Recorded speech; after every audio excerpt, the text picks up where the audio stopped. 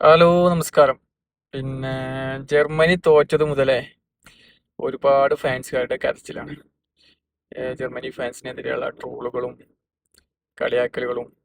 ഏഹ്, ഇതിനൊക്കെ ഒരു കാരണമുണ്ട്.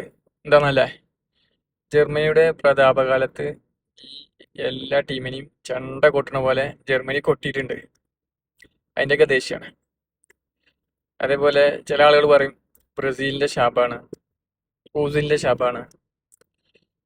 പിന്നെ ഖത്തറിൽ വായ പൊത്തിപ്പിടിച്ചിന്റെ ഇതാണ്, അഹങ്കാരാണ്.